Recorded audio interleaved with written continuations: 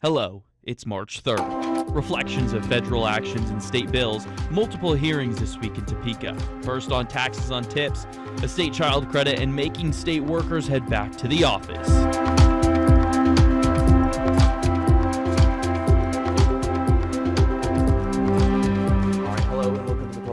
Desk. I'm Keith Grant. We've got Sean Logging here with us. Of course, taking a look at what happened last week in the legislature, what's going to happen this week, the first week in March for the legislature. But last week we had this special investigative committee kind of form start, right? Yeah, so this was in response to a complaint filed by Representative Ford Carr here in Wichita. He's a Democrat. It was against Representative Nick Hoheisel, a Republican here from Wichita. Committee concerning the complaint lodged by Representative Ford Carr will come to order.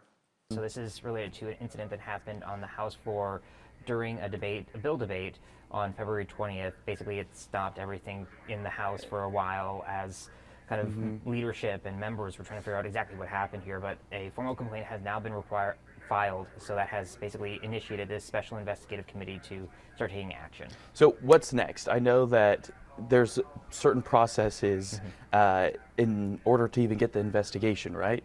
Yeah, so the complaint has been filed. That's kind of essentially the first step. That launches this committee. So it has 6 members, 3 Republicans, 3 Democrats.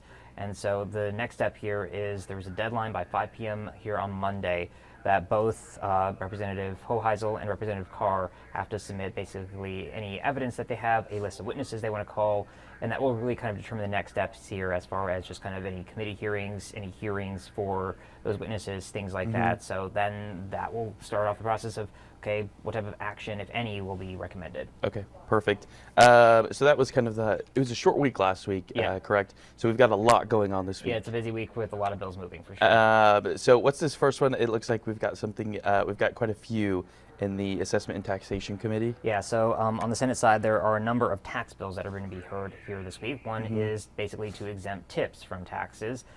There's another that would basically create a child income tax credit. We've seen those implemented on a national scale, but this would implement one here on the state level, just providing a tax credit for people with children. And then there's also another one that would create a property tax task force that will look at property taxes here in the state, just how everything is kind of calculated, formulated, and then provide any recommendations on additional changes here as well, because that's a big issue for many people. And do you think this is just to create a task force essentially for future legislation, not likely to happen this year? Because I know that Governor Laura Kelly kind of said, let's pause. Yeah, this is, I think, probably going to take a little bit more in-depth, but there is some other legislation that's moving, dealing with property taxes. There's, of course, those constitutional amendments that have been introduced. We're kind of waiting to see just kind of what happens there. The Senate passed out their version. The House is still working theirs. So we're trying to figure out, okay, what next there? Yeah, okay, perfect. It sounds like, now this is something that we kind of have heard about for a while, having local law enforcement essentially work with ICE or would it be as an ICE agent? So that's kind of the thing here. So basically what this bill would do is, it's getting a hearing here this week. It would require that local law enforcement agencies here in Kansas submit a request that their officers be essentially entered into an agreement with ICE to work with them to enforce immigration laws. Now, ICE doesn't need to accept that contract, but if there is a contract between ICE and that local department, then that has to be filed with the Attorney General's office here in the state, and it basically creates a requirement that police are reaching out to ICE to kind of formalize working relationship. The last one here, this is something that is part of the new Committee on Government Efficiency. We're seeing a lot of federal reflection in state laws here.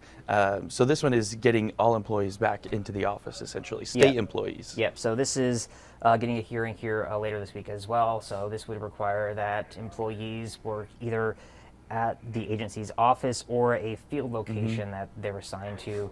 But there are exceptions in here that can be granted by the department or agency head as well. So, of course, some positions here require people to be out in rural parts of Kansas, and so there's not sometimes offices in those areas, but another interesting bill we see. Yeah, and this is just one, there's a couple that we just talked about today that are reflections happening from the federal level. This one, and then the tip one as well.